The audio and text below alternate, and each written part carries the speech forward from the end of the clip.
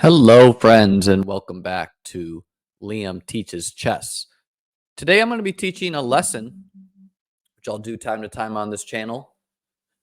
And it's going to be reviewing one of the games I played, maybe roughly 7 years ago. At the time, I was rated somewhere in the 1300s via the USC, via my United States Chess Federation rating. And I was playing in the Manhattan Open under 1400 section. So you had to be rated under 1400 USCF. I won my first 4 games of the tournament. And this is round 5, the last round of the tournament, where if I win this game, I'm going to win the tournament and win, I believe, roughly $1,000. Maybe it was $750 to first. And if I lose this game or draw this game, instead, maybe I'd get $50 and a handshake. Chess tournaments are typically very top heavy for the unprofessional level, of course. So you don't play chess generally to gain money, but winning this game would be nice to get a little monetary bonus. So I'm playing with the white pieces here, and I opened with e4. My opponent played e6, the French defense. I played d4. He played d5, and I exchanged the pieces. This is called the exchange French when you capture on d5. I played knight f3, developing a piece, attacking the center.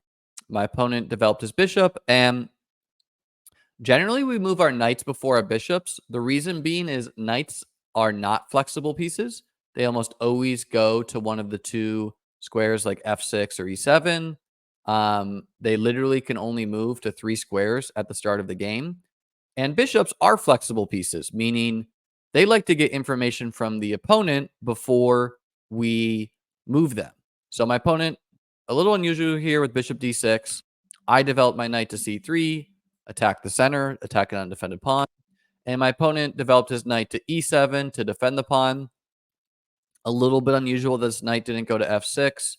The knight on my knight on f3, when I castle, is a great defender of the king. It defends my h2 pawn. So already doing a little bit unusual things. And here I developed my bishop to d3, a great bishop, attacking both sides of the board, a very aggressive piece versus being a passive piece. And my opponent played c5, trying to undermine the center.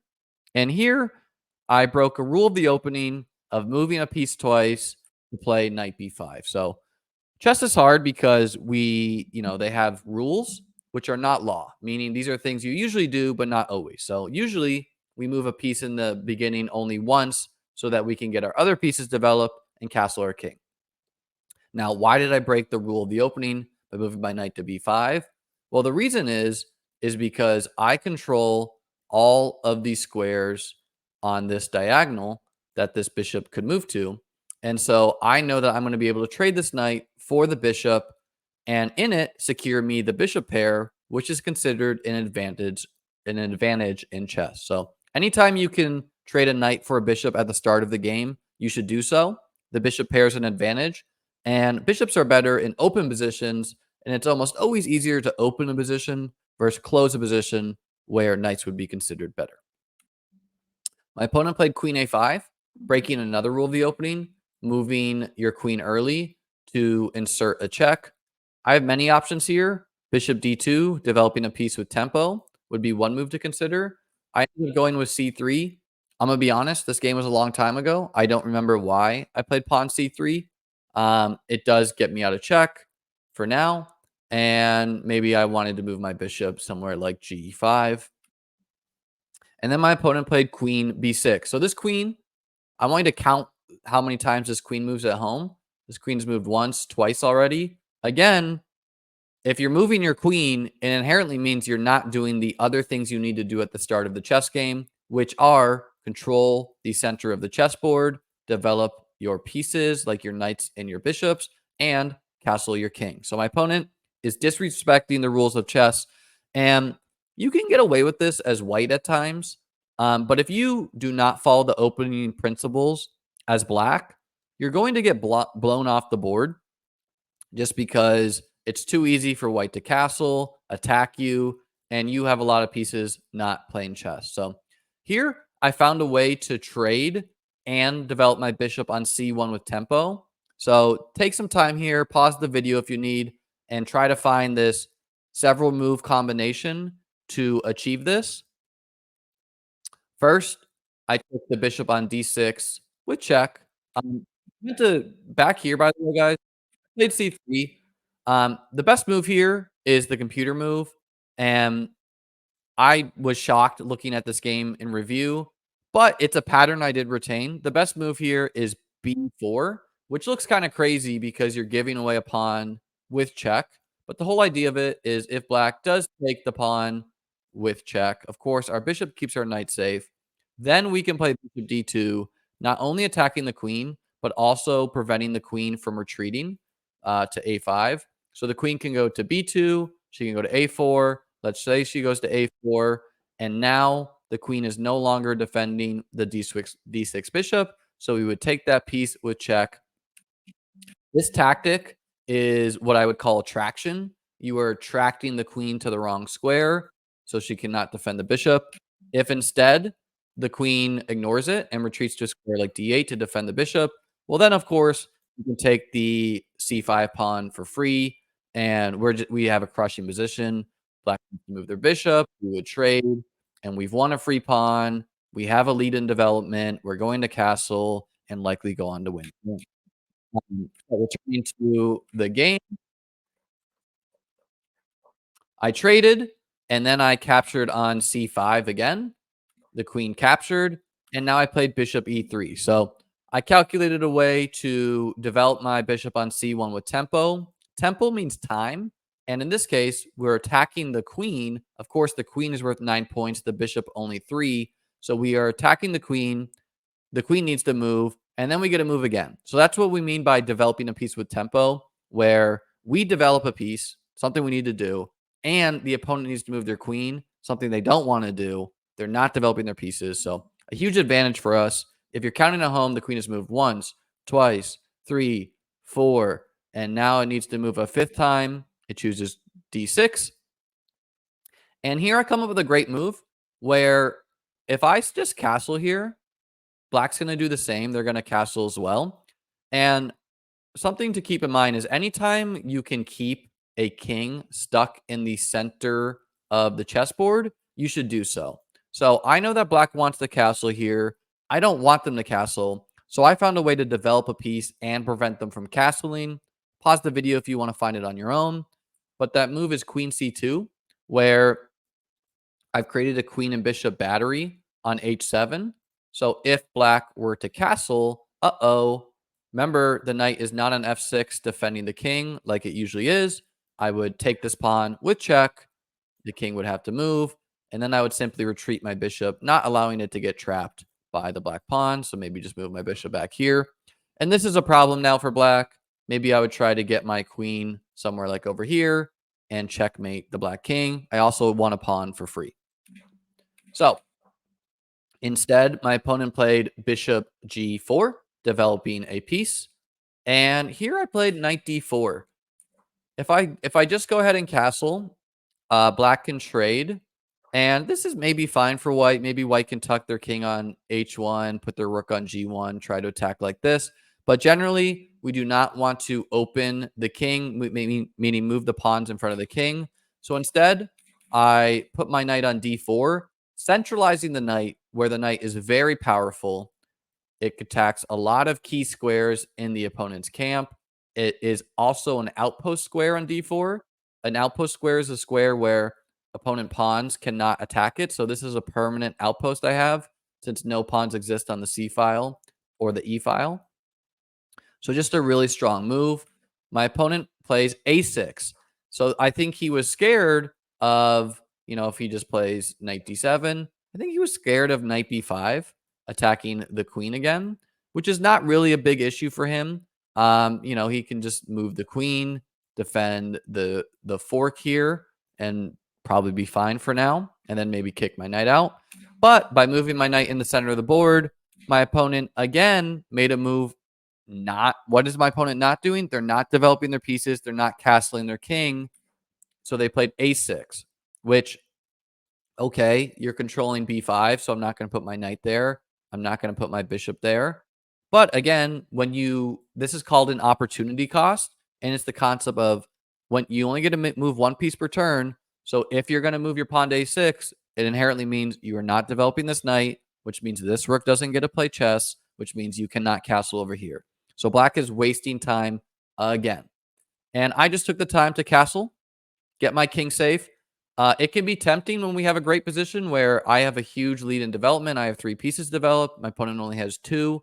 It can be tempting to not castle, but castling is both a defensive move, getting your king out of the center of the chessboard, and also an attacking move, where now this rook can participate in the attack. Here, my opponent played knight g6 with the plan to castle their king and stop my bishop from seeing h7. And here I found a pretty great move. I calculated for a while. I do remember thinking about this move. And I played the move bishop f5. Why is this such a great move? Well, first of all, black cannot play bishop h5, not trading the bishops, because then they would be hit with the move g4. And this is why I took some time castling. It's we usually don't move the pawns in front of our king. And what I had to calculate is knight h4 something to be worried about? And it turns out, no, it's not. We cover this check. So this knight is not only doing a great attacking job, but also defending our king. So no checks here to worry about, nothing to worry about here. And I would just simply win the bishop for the pawn here. So you cannot play bishop h5, meaning you have to trade bishops. And I took back with the knight.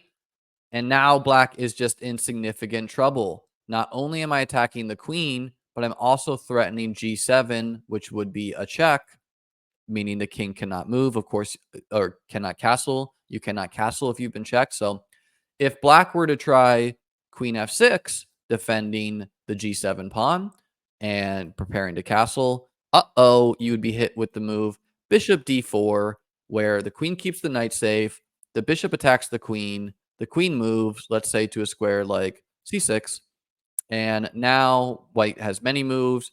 One would just be taking the free pawn with check, the king moves, and then we have ideas of even moving the knight and having a discovered attack. So something like knight e6, take, take. We could go for something like this if we wanted. Probably wouldn't, trading 2 pieces for a rook. We also could consider just checking the king first, having the king move. If he goes to f8, bishop g7 allows us to win the exchange. So black's in trouble. You cannot play queen f6. The only other way to defend g7, and an incredibly sad but thematic move for my opponent to have to make, is queen f8. And why this is so sad is your queen is a very passive piece. She's only really doing a defensive job of defending g7, and now you cannot castle next turn. So you took away your ability to castle, to defend the pawn. Super sad move to have to make. And here I continued building up the attack with the move rook fe1. Of course, rook fe1 is preferred over rook ae1, because when moving your rooks, you have to consider which files do you want both your rooks to be on. Do I really want this rook on the f file? I have to move this pawn. I have to get through this pawn. Probably not. I want to get my rook on the e file, and this rook maybe one day will come to the d file, which is a half open file, meaning it's a file with only an opponent's pawn on it and none of my pawns on it. So rook e1 is a very dangerous move.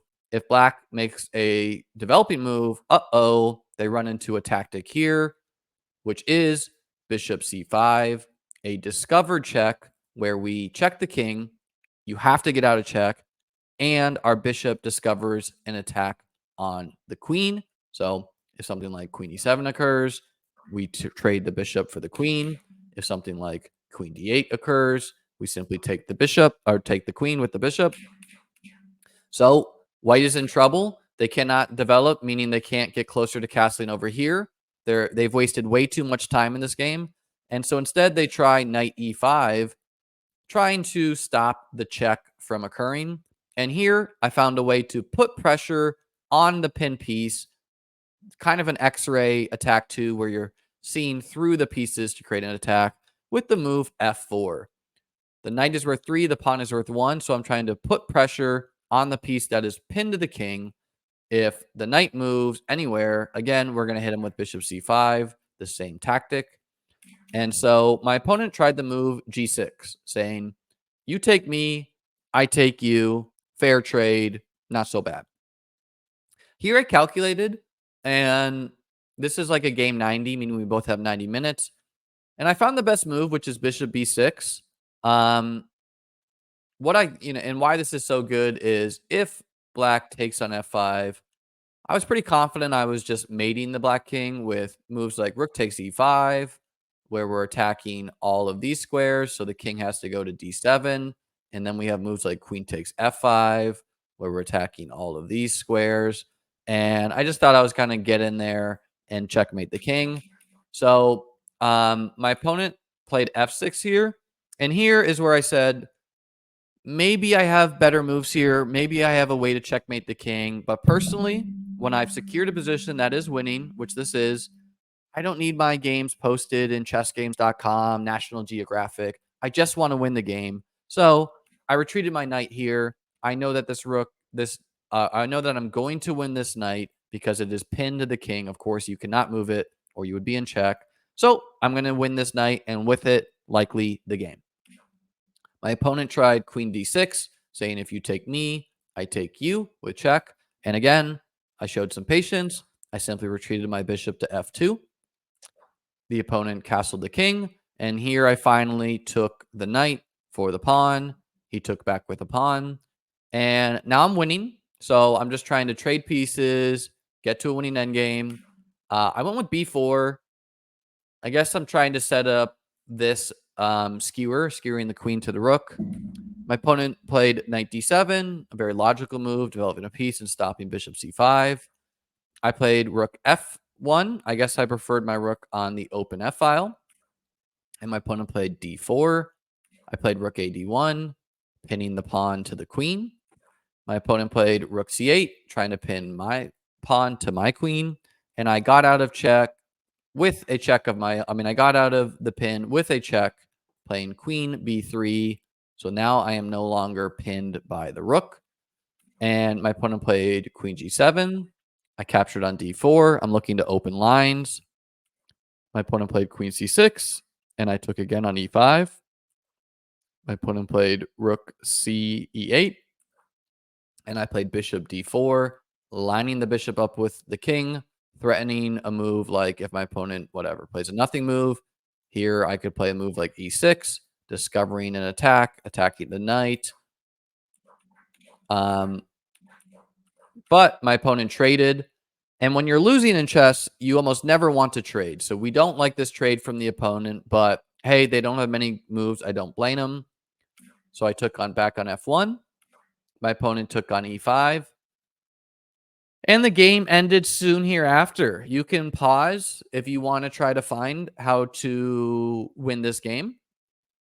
I may do a move or two further where, keep in mind, pin pieces do not protect. So this knight is not covering the f7 square with my rook.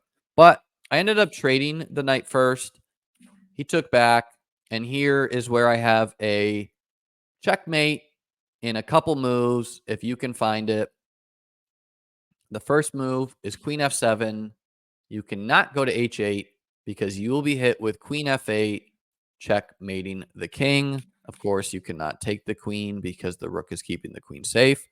And so instead, my opponent played queen h6, which I have many good moves here. Like queen f4 is an idea. Queen f4, trying to fork the rook and the queen. The rook blocks, and I can put pressure on the pin piece or put pressure on the pin piece. But even better than winning the rook maybe is a checkmate. So first, queen f8, checking the king. Notice my knight is attacking h5, so the only square for the king is g5. And then the checkmating move is a dovetail mate, is what they call it, which is queen f4. Rook keeps the queen safe. Queen attacks the diagonal, the file, and the rank. And the knight attacks h5 with the opponent's pawn, preventing the king from running away. So with this, I won the game. Some key lessons from this game is developing your pieces with tempo, which is something I accomplished several times, such as when I played back. Uh, this maneuver here, where I traded the knight for the bishop, captured on c5, and then played bishop e3. I found a way to develop my bishop with tempo, something you should always try to do if the opponent is moving their queen out early. And the other time I developed a piece with tempo is queen c2, developing the queen, allowing the rooks to see himself, and preventing the opponent from castling, gaining me more time, tempo. The other themes from this game is what my opponent didn't do. They did not respect the 3 opening principles at the start of the game. And until you consistently do these things, you're going to lose a lot of chess games. You need to understand every single game. I need to develop my pieces, your knights and your bishops. I need to castle my king, and I need to control the center of the chessboard, primarily these 4 squares we are talking about. So I hope this game was helpful. I hope it was um, a lesson you enjoyed. Please let me know down in the comments, and be sure to like and subscribe to the channel. I just created this channel, so trying to build it. Appreciate you guys. Have a great day.